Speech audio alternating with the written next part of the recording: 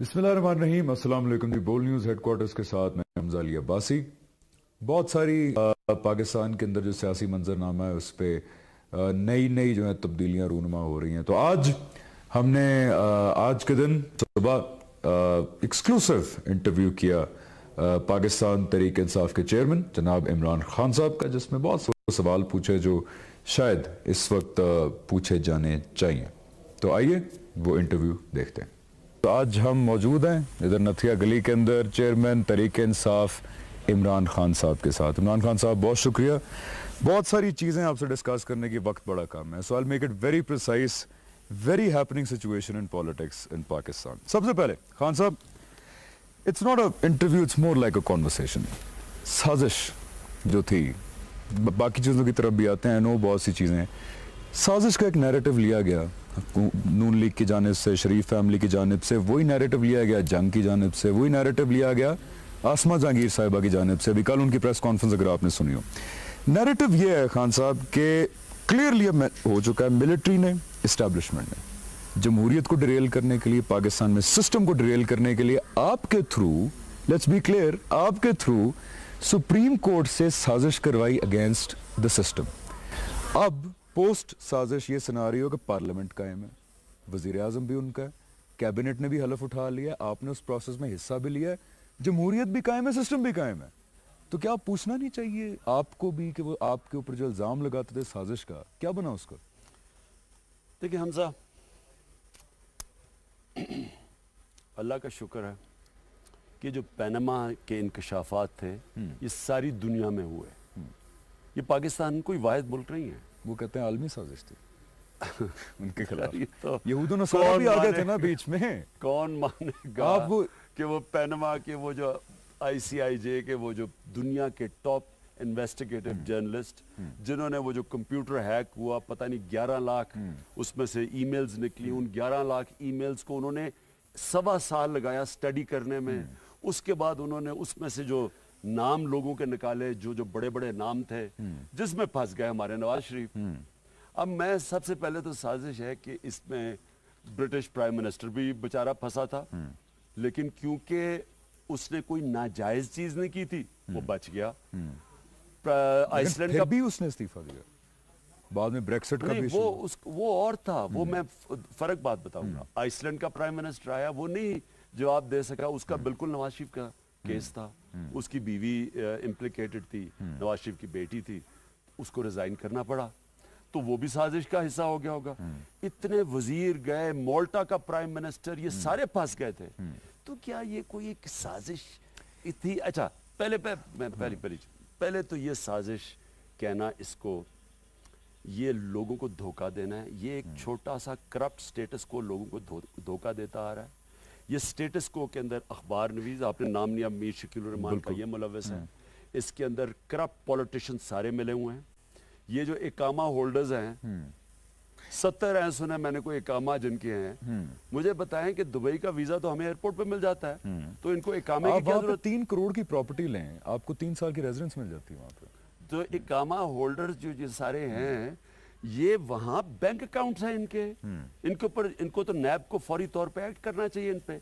ये भी सारे इकट्ठे हो गए हैं। उसके बाद जो सबसे खौफनाक चीज ये है कि वो लोग, आसमा जहांगीर जैसे लोग, ये जो नैरेटिव दे रहे हैं, ये इतना, यानी मुझे इतना अफसोस होता है कि इस मुल्क को, ये मुल्क आगे बढ़ा है जमहूरियत की तरफ। लोगों को भी नहीं सोचना चाहिए कि वो हवाला देते 90s का कि जी एक प्राइम मिनिस्टर घर भेज दिया, निज़ाम लपेट दिया, दूसरा भेज दिया, निज़ाम लपेट दिया।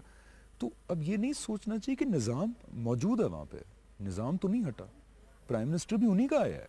आपने बिल्कुल डिमांड नहीं की कि असम्बलियाँ तोड़ें, इलेक्शन कराएं। मैं बिल्कुल आपसे, मैं यही आगे बढ़ाने लगा था कि देखें 90s के अंदर होता क्या रहा था कि हमारी गवर्नमेंट्स आई, डेमोक्रेटिक गवर्नमेंट्स गवर्नेंस में भी फेल हो जाती थी, करप्शन भी बढ़ जाती थी। वो लोग उनसे तंग आते थे, लोग देखते थे कि जी ये चेंज आना चाहिए, वो उसके बाद वो उनको हटा के, वो 52B था, प्रेसिडेंट हटा के दूसरी गवर्नमेंट ले आता था। 52B लगाई है। अच्छा, तो ये इसमें चेंज होती रही।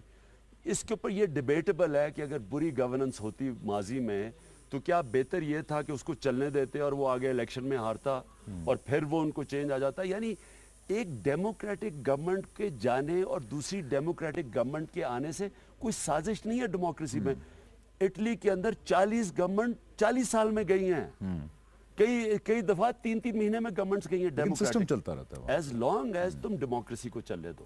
जो वो बात जिधर ठीक कहते हैं कि डेमोक्रेसी की जगह मिलिट्री रूल नहीं आना चाहिए, ये ठीक है बात, बिल्कुल सही। अच्छा, अब इसको साजिश कहना कि पाकिस्तान के अंदर एक डेमोक्रेटिक प्रोसेस चला, उसके अंदर इलेक्शन हुए जिसके अंदर 22 जमातों ने कहा धांधली हुई, हमने कहा कि अगर धांधली हुए तो तफ्तीश हो, 4 हल्के मांगे, कौन सी इसमें गलत बात कही? आपने नेशनल असेंबली में नेशनल असेंबली गया, सुप्रीम कोर्ट, नेशनल असेंबली गया, सुप्रीम कोर्ट गया, इलेक्शन कमीशन के पास गया, इलेक्शन ट्राइब्यूनल के पास गया। जब नहीं इंसाफ मिला 1 साल के बाद, तो तब सड़कों पे प्रोटेस्ट की।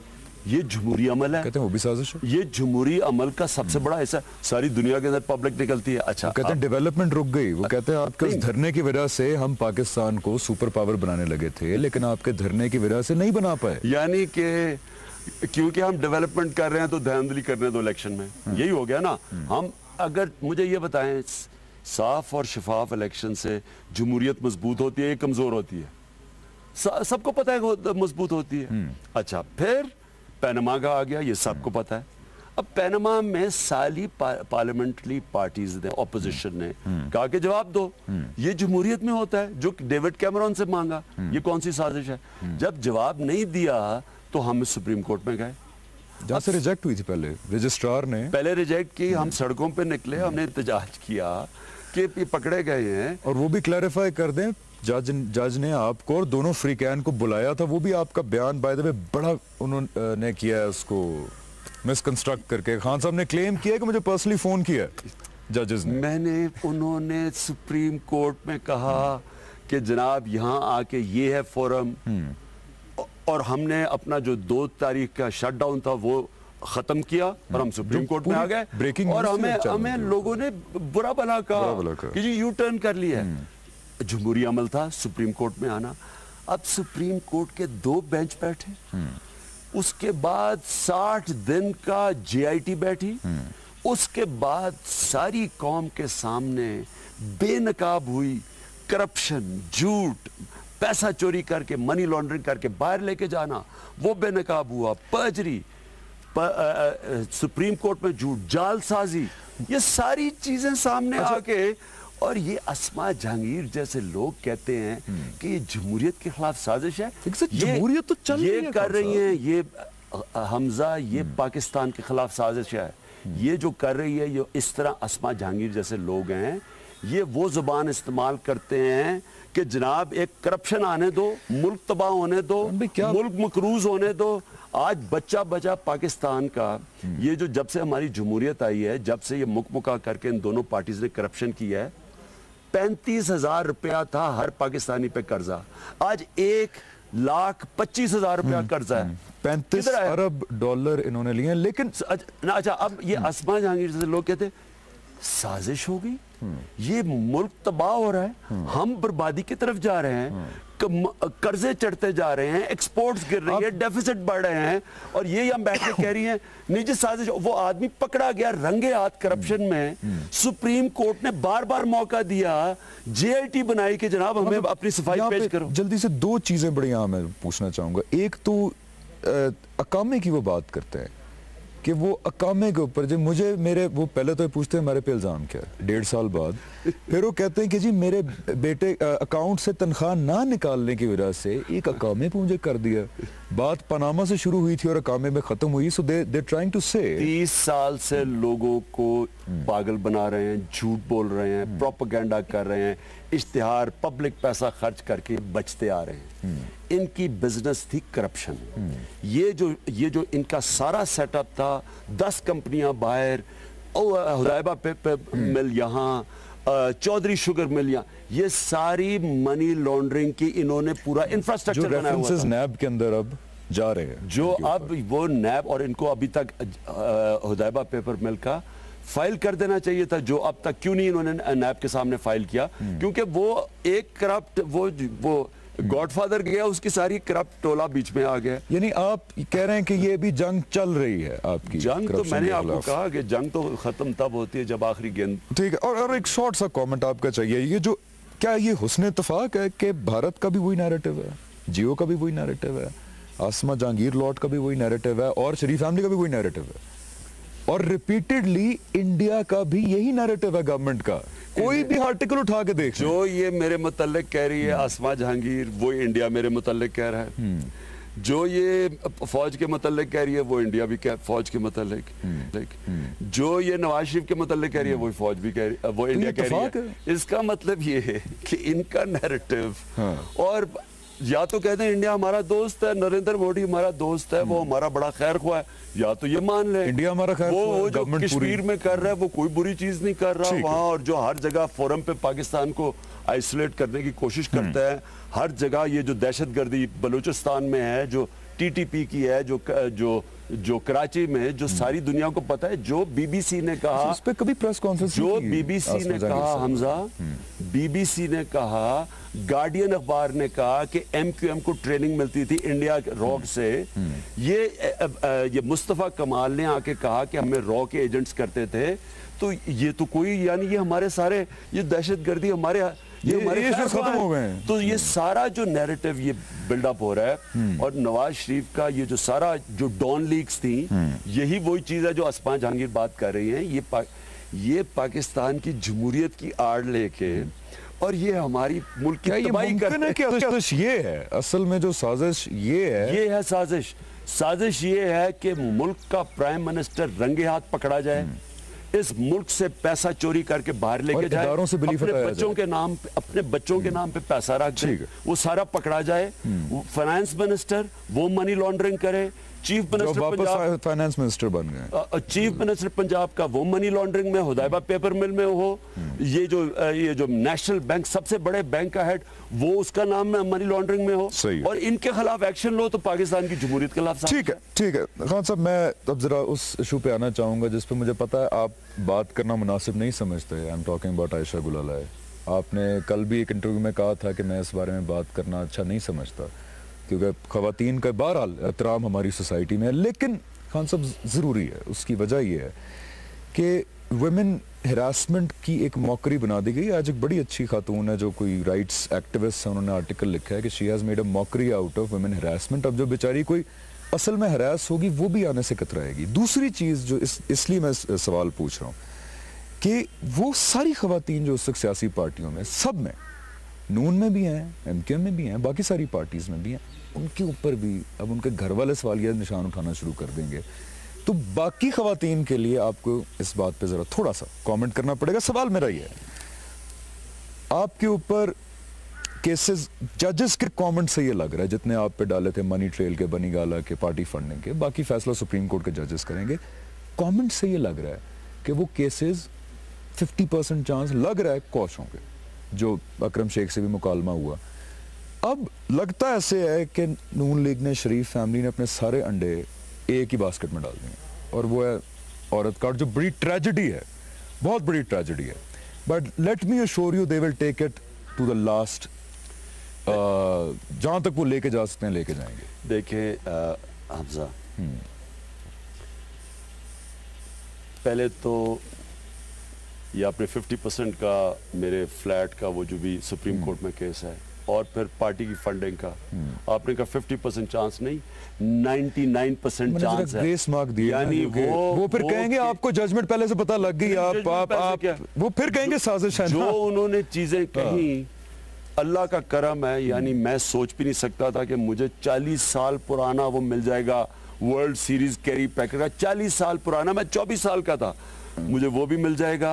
मुझे फ्लैट जो 33 साल पहले लिया था उसका मॉर्गेज भी मिल जाएगा, मुझे जो वो बैंक यानी बैंकिंग ट्रांजैक्शन भी मिल जाएगी, वो 34 साल पहले जो मैंने पैसा ट्रांसफर किया उस फ्लैट के ऊपर वो कैरी पैकर का। फिर 13 साल मेरी डिवोर्स हुई है, वो 15 साल पुरानी बेचारी जमाइमा वो अकाउंट ढूंढ लेगी, मुझे नहीं पता था, अल्लाह करना है, अल्लाह है। वो तो वो मुझे तो उसमें तो हो ही नहीं सकता। शेख साहब ने भी अभी रिसेंटली मुकालमा ये किया कि मैंने मनी लॉन्ड्रिंग का इल्जाम लगाया ही नहीं, अच्छा पे इसलिए मेरे पास सबूत ही नहीं है, तो वो भी तो फिर क्या इल्जाम क्या था? अच्छा फिर ये फॉरेन फंडिंग है। फॉरेन फंडिंग का भी केस 40,000 लोगों के हमने ढूंढ लिए हैं। मैं चैलेंज करता हूं ये दोनों पार्टीज, दोनों मेन पार्टीज, ये जरा अपने फंड्स दिखाएं। आप हमारी बुक्स देखें, 40,000 फॉरेन लोगों ने जिन्होंने पैसे दिए उनके हमने नाम पता निकाल लिए हैं। ये कोई कर सकता है? तो इंशाल्लाह वो भी फ्लॉप हो गया। अच्छा अब ये अब वो एक फाइनल कार्ड आ गया है जो बड़ी बदकिस्मती है। खान साहब मैं बड़ा दिल पे पत्थर रख के पूछ रहा हूँ, ये I don't want to talk about this. ये बड़े घटिया लोग हैं, इनकी तारीख है। इन्होंने, मुझे याद है, हालांकि बेनज़ीर की मैं सियासी मुखालत था, मेरी यूनिवर्सिटी में उनसे दोस्ती थी, हम करीब थे, उससे बाद भी मेरा उनसे बड़ा अच्छा था जब तक वो इख्तलाफ हुआ सियासी उनके साथ। इन्होंने 86 से जो नुसरत भुट्टो और जो बेनज़ीर से किया वो सबके सामने है। इन्होंने जमाइमा से जो किया, इन्होंने जो सीटा वाइट को घसीटा, इन्होंने कभी जब इनको मौका मिला है इन्होंने इतना नीचे गिरे हैं। आप इनकी तारीख उठा के देख लें, पैम्फलेट्स फेंके थे, यानी ये इतना नीचे गिरते हैं। अब इन्होंने क्या किया? इन्होंने ये किया है, और इसमें मुझे आयशा पे इसलिए अफसोस है कि वो इस्तेमाल हुई हैं। मुझे पता है ये सारा कुछ क्या हुआ। मैं इसके ऊपर इसलिए, अगर मैं मजीद बात करूंगा उनकी ज़िंदगी इसके बाद भी होगी, ये तो इंसिडेंट चला जाएगा ना, तो उनकी सारी ज़िंदगी इफेक्ट होगी, इसलिए मैं उनके ऊपर बात नहीं करूंगा। मैं खुश हूँ कि नए प्राइम मिनिस्टर ने आते साथ ही पार्लियामेंट्री कमेटी बना दी है। बाकी तमाम मसले खत्म हो गए। दुनिया पाकिस्तान में कोई मसले नहीं थे कि किसी तरह इमरान पहला हुक्म जारी किया उन्होंने, पहला हुक्म माशाल्लाह वज़ीर आज़म पाकिस्तान ने, इमरान खान को पकड़ा जाए, उन्होंने कमेटी की। मैं इसको वेलकम करता हूँ, बजाय मैं बैठ के कहूँ। अच्छा, I thought you would be like कि ये क्या कमेटी बनाई है। मैं इसको वेलकम करता हूँ, बजाय मैं सफाइयाँ पेश करूँ था वो था। मुझे पता है मैंने कोई गैर मुनासिब टैक्स उससे नहीं की। मैं क्लियर मैंने देखे, मैंने टैक्स, मैं अपनी सारी पार्टी की लीडरशिप, एक वक्त छोटी पार्टी थी, मैं सब पे ऑन टैक्स होता था। बिल्कुल। मैं अपने वर्कर्स जो अच्छे काम करते थे उन पे टैक्स होता था। अब अल्लाह का करम है, पार्टी इतनी बड़ी बन गई, मैं सारों से नहीं कम्युनिकेट कर सकता, लेकिन मैं अपनी भी फिर भी जो मेरे परफॉर्मर्स हैं मैं उनकी तनकीद भी करता हूँ, उनको अप्रिशिएट भी करता हूँ। मैं ये इन्होंने जो कमेटी बिठाई है, मैं दावे से कहता हूँ ये कमेटी बैठे, कोई गैर मुनासिब टैक्स मैंने नहीं की, उसको चीज़ें निकलेंगी। मैं ये चाहता हूँ कि सारी इसके अंदर पूरी सही तरह इसके अंदर आयशा का सारा वो जो भी वो कहती है कि उनकी जो उनकी टेक्स्ट हुई हैं सारी, जो हमारी टैक्स एक्सचेंज हुई है वो सारी सामने आई। मैं ये भी चाहता हूँ कि अमीर मुकाम की इस दौरान के अंदर जब एकदम 4 महीने के बाद उनको पता चला क्या उसकी भी टेक्स्ट, उनकी आयशा गुलाले उनके वालिद साहब की जो कि डील कर रहे थे वो भी सामने आए। मीर शकील रहमान की भी टेक्स्टें देखी जाए, क्योंकि अगर आपने इंक्वायरी करनी है ना तो पूरी तरह करें कि ये हुआ क्या है कि 4 साल पहले नहीं, 4 साल पहले की कोई टेक्स्ट आज आपको आ जाती है और इसमें आप बड़े गलत इल्जाम लगाते हैं। और मुझे अफसोस ये है कि अपनी हमारी तहरीक इंसाफ वो पार्टी है जो इनकरेज करती है ख्वातीन को। मैंने कई हमारी ऐसी ख्वातीन हैं जो आउटस्टैंडिंग है, इंशाल्लाह उनके बड़ी जबरदस्त ऊपर जाएंगी, आगे जाकर खड़ी हो रही हैं, और उनसे यंग उनसे ख्वातीन है। मैं मसलन नाज बलोच थी, मुझे अफसोस है कि वो छोड़ के गई, लेकिन उनसे उन्होंने मैं ये कह रहा हूँ वो नैरेटिव नहीं अपनाया। मैं 6 साल वो मेरे से टैक्स एक्सचेंज होते थे, वो छोड़ के गई हैं। उन्होंने नहीं कहा कि कोई गैर मुनासिब टैक्स भेजी गई है, हालांकि वो दूसरी पार्टी पे गई हैं, गुस्से में गई हैं। मैं ये इंशाल्लाह मैं ये चाहता हूं कि ये प्रोब भी हो मुझे, और प्रोब इसलिए हो सामने आए कि हम अपनी औरतों को कैसे ट्रीट करते हैं। मैं अपनी औरतों की, मैं चाहता हूं कि मुझे फख्र है कि हमारी पार्टी में औरतें आई हैं पहली दफा जलसों में पार्टिसिपेट। मियां वाली जैसे शहर में मुझे याद है, जैसे शहर में सारी पहली दफा जलसों में आपके औरतें सारी देहातों के अंदर, सरगोदा में हमारा जलसा हुआ, कभी इतनी ख्वातीन हमने नहीं देखी। ये पॉजिटिव के औरतें, हम उनकी रिस्पेक्ट करते हैं, नेशन बिल्डिंग में वो पूरी तरह हमारे साथ हों। ये बड़ा गलत कार्ड, और इसके पीछे इसके पीछे ये नून लीग है, इसके पीछे ये बड़ा गिरा हुआ, क्योंकि ये बड़ा गिरा हुआ शकील रहमान अपना अखबार इस्तेमाल कर रहा है, ये जंग और जियो ग्रुप को इस्तेमाल कर रहा है। इसने कह भी बैठा है कि मैं तो बिजनेसमैन हूँ, मैं तो अपने पैसे, बिजनेस का मतलब पैसा, सहाफत मैं नहीं जानता, बिजनेस बचाने के लिए हर नीचे हरकत पे जाएगा इंशाल्लाह। मैं ये जो सब कुछ हो रहा है, मुझे इसमें से बड़ी अच्छाई नजर आ रही है। आप इंशाल्लाह देखेंगे अल्लाह हक है, सच निकलेगा इसमें से। मुझे सिर्फ अफसोस ये है कि ये इस्तेमाल हुई है ये खातून, और इसके आगे इसको नुकसान होगा। ठीक है, ये अभी मजीद डिस्कस करेंगे, एक छोटी सी ब्रेक लेंगे। लेकिन उम्मीद ये की जा रही थी कि खान साहब पीटीआई अपोज करेंगे कमीशन को, इसको बायस्ड करार देंगे, इसको रिजेक्ट करेंगे, लेकिन खिलाफ तवक्को जो है खान साहब कह रहे हैं कि मैं वेलकम करता हूं, बिल्कुल बनना चाहिए कमीशन। तो अभी ब्रेक के बाद आके जरा मजीद जो है वो डिस्कशन कंटिन्यू करेंगे। आप देख रहे हैं पाकिस्तान का नंबर 1 शो बोल न्यूज हेडक्वार्टर्स। बोल न्यूज हेडक्वार्टर्स जी, वेलकम बैक। खिलाफ तवक्को पीटीआई और खान साहब कहते हैं जी हम वेलकम करते हैं कमीशन को।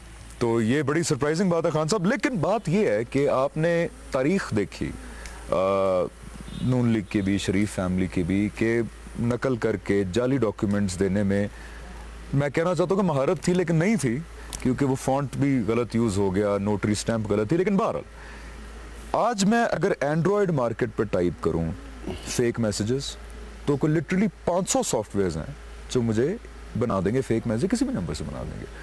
आईफोन की मार्केट में मौजूद हैं, इस तरह प्रो लेवल पे बड़े सॉफ्टवेयर मौजूद हैं। तो मुश्किल नहीं है कि मैं एक फेक वाला बना के जो है मैं आपको प्रेजेंट कर दूं कि जी ये देखें। तो उसका हल क्या है? नहीं देखें, इनकी सारी तारीख है, ये इनकी सारी कंपनीज जाली थी।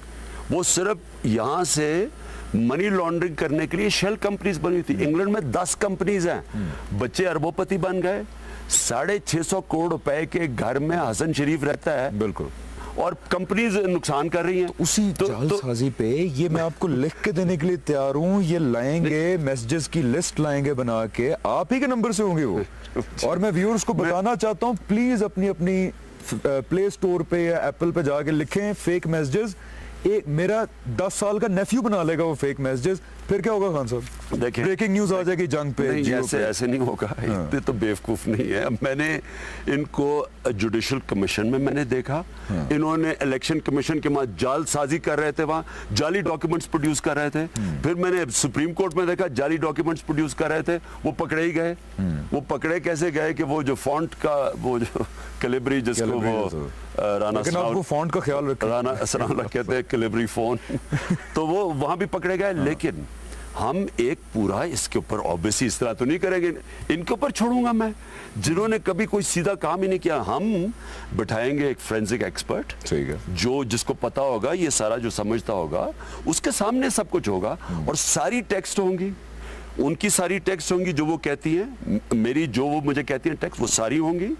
ये जरूर है, हम ये भी चाहेंगे क्योंकि पूरा इसके नीचे डेप्थ तक पहुंचे, अमीर मुकाम की, इनके वालिद को, इनको क्या टेक्स्ट गई है।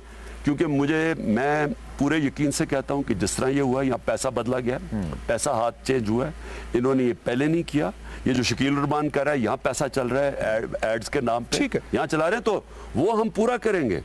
वो इंक्वायरी होनी चाहिए। मैं ये कह रहा हूं कि इंक्वायरी होनी चाहिए, जेन्युइन इंक्वायरी होनी चाहिए, इनकी जाली इंक्वायरी नहीं होनी चाहिए। ठीक है, so if I have gotten it right, आप कह रहे हैं कि एक एग्रीड जो फोरेंसिक्स एक्सपर्ट है, आप अपना भी डेट सारा करने के लिए तैयार हैं, देने के लिए आप सब देंगे? नहीं, इनके वो कह रही है ना, वो उसके पास है। अच्छा, वो तो कह रही, वो ये कह रही हैं कि मैंने उनको टैक्स किए हैं। ठीक है, मैंने, वो कहती है उन्होंने दिखा भी दिया हामिद मीर साहब को, तो बड़ा अच्छा है ना। मैं कह रहा हूं कि ये सारी वो जो भी टैक्स उन्होंने दिखाई होंगी, मैं आज कह रहा हूं कि मैंने कोई गैर मुनासिब टैक्स नहीं भेजी होगी। आप कह रहे हैं कि, और मैं ये कह रहा हूं कि फोरेंसिक के सामने बैठे सारी अपनी टैक्स दिखाएं, जो उन्होंने भेजी हैं उसके, और फिर आगे भी जाएं।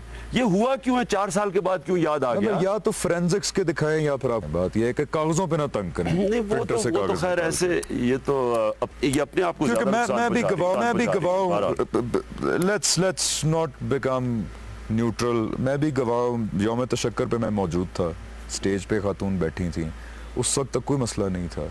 अगले दिन वो खुद एडमिट कर चुकी हैं कि अपने आप को प्रेजेंट किया एज अ शाम को आके NA1 के तो ये सबसे ज्यादा मेरे ख्याल है मसला खवातीन के लिए होना चाहिए कि उनका ज्यादा बदनाम हो रहा है नाम बजाय के किसी और चीज के ऊपर। मुझे बड़ा फख्र है हमारी जिस खड़ी हुई हैं सारी ख्वातीन ने इसको कंडेम किया है। वो जानती हैं सारी हमारी महज़ब माशरे की घरानों की औरतें हैं और जो के दिल से नजरियाती तौर पे नेशन बिल्डिंग में से निकाला था खवातीन को। बड़े कायदे आज़म भी कहते थे कि खवातीन को नहीं मुझे इस तरह की जो इस तरह के ड्रामे हैं जो, क्योंकि मैं इसलिए ड्रामा कह रहा हूँ प्रूफ नहीं आया अभी तक, क्या वो सारी चीज को डैमेज नहीं करते?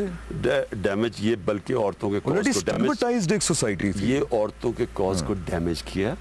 और दूसरी चीज जो ये बड़ी जल्दी ये नए प्राइम मिनिस्टर को फौरी तौर पे कमेटी बना दी। मुझे पता है ये असेंबली में बैठा हुआ था जब ख्वाजा आसिफ ने ट्रैक्टर ट्रॉली का एक हमारी MNA को क्या इनको सारे दांत निकाल रहे थे, कोई शर्म नहीं आई इनको? मजे की बात उनकी खवातीन भी दांत निकाल रही। मैं ये कह रहा हूँ कि इनको शर्म नहीं आई तब कि किसी भी वेस्टर्न डेमोक्रेसी छोड़े, हमारा तो तहजीब और है, हम तो औरतों की इज्जत करते हैं। मगरबी डेमोक्रेसी में वो कभी मुंह नहीं दिखा सकता था पब्लिक में अगर कोई करता। फिर उसी ने ख्वाजा आसिफ ने वजीर रह चुकी हैं, फिरदौस आशिकवान वजीर रह चुकी, उनको डंपर जैसी बात की और ट्रैक्टर ट्रॉली इस तरह की बातें की। क्या ये मजाक है इनका? क्या इनको कोई औरतें जागी नहीं हैं कि कोई इनको शर्म नहीं आई कि इंक्वायरी नहीं बैठाई? वो कहते हैं आयशा गुलालाई हमारी बहन है, हम उनकी इज्जत करते हैं और हम उनको इंसाफ दिलाएंगे। ये इसलिए मैं कहता हूँ हमजा, मैं इसलिए कहता हूँ कि इनसे गंदे लोग इंशाल्लाह मेरा अल्लाह ने ये जितना ये करते हैं ना यानी मेरा अज़म उतना मजबूत होता है कि मैंने एंड तक जब तक मैं जिंदा हूं मैंने इनको छोड़ना नहीं है। क्योंकि ये इतने गंदे लोग हैं, ये मुल्क को तबाह करेंगे, ये मुल्क को बेचेंगे। 70 लोगों के इकामे हैं, ये असेंबली में बैठे हुए हैं, मनी लॉन्ड्रिंग करता। कि आपको शर्म नहीं आती? वजीर है, कोई प्राइम मिनिस्टर है, इनको शर्म नहीं आती कि ये एक मुल्क को रिप्रेजेंट कर रहे हैं और इनको शर्म नहीं आती कि इस मुल्क को जिस बेदर्दी से ये लूट रहे हैं, ये जिस तरह यहाँ का पैसा चोरी करके बाहर लेके, इनको ना कोई गरीब नजर आता है, ना कमजोर, ना कोई बेरोजगार नजर आता है, इनको सिर्फ पैसा नजर आता है। और उस पैसे के लिए ये जो भी हर नीची हरकत करने के लिए तैयार। ठीक है, आपने भी आपका ईमान है तो मैं जरा उस ईमान और स्पिरिचुअलिटी को भी डिस्कस करूंगा, क्योंकि मैं आपको भी जरा 3, साढ़े 3, पौने 4 साल से जानता हूँ। मैंने इन पौने 4 सालों में आप में एक बड़ा चेंज देखा है। इससे पहले आपकी एक बड़ी डिफरेंट जिंदगी थी, उससे पहले आप एक पाकिस्तान के नहीं बल्कि दुनिया के कुछ टॉप स्टार्स में शुमार होते थे। वो क्या कर्व था, वो कौन सा मोमेंट था जब आपका रुझान चेंज हुआ, ये मैं डिस्कस करूंगा। लेकिन इससे पहले खान साहब, बड़ी इंपॉर्टेंट चीज है अकाउंटेबिलिटी। आपका नारा है अकाउंटेबिलिटी, एहतसाब, रूथलेस एहतसाब is what you stand on, इसलिए हेंस तरीके इंसाफ। केपी के अंदर, बाकी मुल्क तो हम डिस्कस करते हैं, केपी के अंदर मुझे याद है शुरू में एक वो लहर चली थी कि मिनिस्टर भी आपने पकड़ लिया, एक अपना DG भी पकड़ लिया, उसके बाद वो कोई ठंडी हो गई, वो इदारा बन नहीं पाया, मसाइल हायल हुआ क्या? क्योंकि केपी में वो एक लेट्स एडमिट इट नहीं उस तरह मिसाल बन सकी जो एक शाइनिंग मिसाल होती है। मैं मानता हूँ जिस तरह का हमें एहतसाब करना चाहिए था हम नहीं कर सके, और मैंने इससे बड़ा सीखा कि क्या गलतियां हुई। देखिए, एक टीम भी होती है ना, क्रिकेट टीम, एक इंसान भी होता है, प्रोग्रेस करने के लिए आप अपनी गलतियों से सीखते हैं। जो हमारे से गलतियां हुई उसको सेटअप करने के लिए एहतसाब सेल को, उससे मैंने बड़ा सीखा। वो एक नया एक्सपेरिमेंट था, वो कई हद तक कामयाब हुआ। जो हमारे एक इंडिपेंडेंट एहतसाब बना, उसने किया क्या, उसने तहरीक इंसाफ के वजीर को पकड़ लिया आते साथ ही, उसका एक पैगाम गया, सब डरे, अभी तक आपको कोई बड़ी वजीरों की करप्शन नहीं मिलेगी। छोटी छोटी मैं सुनता था, जो ऑलरेडी पहले कर चुके हैं और बहुत सारे लोग हैं। नहीं, मैं यही कह रहा हूं ना कि वो तो पिछले 10 साल में बड़ी करप्शन हुई है वहां, हमारा उन्होंने उससे आगे वो बढ़ा ही नहीं, क्योंकि पीछे भी बहुत बड़ी करप्शन हुई है, वो नहीं पकड़ सके। लेकिन मैंने सीखा है उससे। मैं ये बिल्कुल मानता हूं कि वो जिस तरह का सेटअप था वो नहीं चल सका। वो एहतसाब कमिश्नर और DG साहब के बीच में हो गया, फिर नैब तरफ चल रही है, प्रोविंशियल नैब एक तरफ वो चल रहा है, वो भी हमें, तो उससे मैंने सीखा बड़ा। लेकिन मैं मानता हूँ कि इत्तेसाब वो नहीं हो सका, उसके बावजूद करप्शन नीचे आ गई एक पकड़ने से। इससे सबक हमें क्या मिलता है? आपने जिस दिन इस मुल्क में करप्शन खत्म करनी है, बड़ी करप्शन, देखिए छोटी करप्शन देर लगती है, बड़ी करप्शन जिस दिन आपने खत्म करनी है, आप ऊपर के लोगों को पकड़ें, आप बड़े वजीरों को आप जब उनको हाथ डालेंगे ना नीचे, फिर और सारा असल पैसा तो ऊपर से बनता है। अब ये जो इकामे हैं, ये मनी लॉन्ड्रिंग है, अब सोच लें सारे जेलों में जो आपके लोग पड़े हुए हैं, जो छोटे चोर पड़े हुए हैं, भरे हुए ना जेल चोरों से, उन सारे चोरों की मिला के भी एक इनके लंदन का बड़ी प्रॉपर्टी जो है शरीफ, उसकी मिला के भी चोरी उतनी बनती है। लिहाजा अपने मुल्क को ठीक करना, ऊपर की चोरी पकड़े। तो अब आपको लगता है कि व्हेन स्पेशली अगर आपकी हुकूमत कल आती है तो अब आप उस पोजीशन में हैं? इंशाअल्लाह जो अब मैंने सीखा है, बड़ी चीजें सीखी हैं। मैं एक तरह अल्लाह जो करता है बेहतर करता है। अगर हम इक़्तिदार मिल जाता 2013 में, तो जिस तरह का मैं रिफॉर्म प्रोग्राम सोच रहा था वो मुझे होना नहीं था, एक्सपीरियंस नहीं था, क्योंकि नहीं मुझे समझ, कई चीजें मुझे आहिस्ता, जब केपी से मैंने कई चीजें सीखी हैं। और मैं सिर्फ ये कहूंगा कि जो मैं कई दफा समझता था ना कि बड़ा मुश्किल है, ये मुश्किल नहीं है। मैं आपको यकीन, मुल्क बड़ी जल्दी ठीक होगा। जो मैंने रियलाइज किया ये इतना बड़ा मुश्किल मतलब काम नहीं ये है। कहना गलत नहीं होगा कि आपका पहला मैनिफेस्टो होगा accountability of the top brass. देखिए जी, आप अगर बड़ी करप्शन को हाथ नहीं डालेंगे, पाकिस्तान वायबल ही नहीं है। हमारे पास पैसा ही नहीं है मुल्क चलाने के लिए, हम कर्जों में डूब गए हैं। और ये भी बड़ा इंपॉर्टेंट है पूछना, क्योंकि हमारे पास वक्त कम रहता जा रहा है, कि जो लोग बाकी पार्टियों से, और ये बहुत दफा पूछा जाता है आपसे, I agree with that, but ये जितनी दफा पूछा जाए उतना कम है। बाकी पार्टियों से कुछ ऐसे लोग आ रहे हैं जो इससे पहले स्टेटस को का हिस्सा रहे हैं और उनको बड़ी इंपॉर्टेंट पोजीशन पे रखा जा रहा है, उनको मीडिया में भी प्रेजेंट किया जा रहा है। उनमें से कई लोगों पे इल्जामात की हद तक बड़े-बड़े इल्जामात हैं करप्शन के। सो व्हेन यू से accountability, do you also say accountability with in PTI and outside PTI also? देखिए अकाउंटेबिलिटी होती कैसे? कभी भी किसी मुल्क में अकाउंटेबिलिटी नहीं होती अगर आप ये समझें कि जनाब हमने 1000 टिकट देने हैं, 1000 फरिश्ते मिल जाएंगे, वो आएंगे, मुल्क ठीक हो जाएगा। ऐसे नहीं अकाउंटेबिलिटी होती। आज अगर आप मगरिब के अंदर उनके जो इदारे हैं इंसाफ के, इत्तेसाब के, अगर वो इतने मजबूत ना हो, मगरिब में पाकिस्तान से ज्यादा चोरी हो। ये नहीं कि हमारे लोग ठीक नहीं है। जब आपके इदारे ठीक नहीं होते, आप जो मर्जी कर लें, आप चोरी नहीं खत्म कर सकते। इमरान खान ऐसे, मैं कंप्लीट करूं, देखो मैं आपको उल्टी मिसाल देता हूं। आसिफ जरदारी के नीचे और नवाज शरीफ आप फरिश्ते रख दें, चोरी नहीं रुकेगी। जब क्योंकि खुद करप्ट हैं, ये इदारों को नहीं ठीक होने देंगे और फिर चोरी रोक नहीं सकते। चोरी रुकेगी जब अगर इमरान खान आए, और इमरान खान ऐसे तकड़े इत्तेसाब के इदारे, FIA, NAB, SCCP, ये स्टेट बैंक, जो इदारे कंट्रोल करते हैं, आप इनके ऊपर मेरिट पे काबिल, जिस तरह हमने दुरानी साहब को लेके आए, IG जो थे हमारे, एक काबिल आदमी को लेके आए, within 3-4 years पख्तूनख्वा की पुलिस साली पुलिस बन गई है, काबिल आदमी लेके आए, उनके ऊपर पॉलिटिकल इंटरफेरेंस खत्म की, इदारा बनाया, मेरिट पे लोग लेके, आज पुलिस देखे, कंपेयर करें बाकियों से। उसी तरह सारे इदारे आप ठीक कर सकते हैं, मेरिट के ऊपर तकड़े लोग लेके आए, जो उनको एम्पावर करें अक्रॉस द बोर्ड। आप मुझे ये बताएं, सिंध के अंदर इन्होंने AD ख्वाजा, एक अच्छा भला इन्हें IG तो सारे ले लिए उससे इख्तियार। AD ख्वाजा को लेके आए, सिंध का IG, नीचे सारे अपने लोग भर्ती कर दिए, वो बेचारे वो बेबस बैठा हुआ है। तो जब आप अगर ऊपर इदारे नहीं ठीक होने दे रहे हैं, क्योंकि आपने गलत काम करवाने, तो आप जो मर्जी ले की सारी तैनातियों के इख्तियार लेके दे दी होम मिनिस्टर को। मेरा अपना ताल्लुक पुलिस डिपार्टमेंट से रहा है। होम मिनिस्टर को क्या पता? मैं ये कह रहा हूँ, देखो आप ये जान के इदारे तबाह करते हैं, क्योंकि उन्होंने पुलिस का गलत इस्तेमाल करना होता है, झूठी FIRs करनी होती हैं, लोगों को कंट्रोल करना होता है, लोगों को मारें पड़वानी होती हैं थानों के अंदर।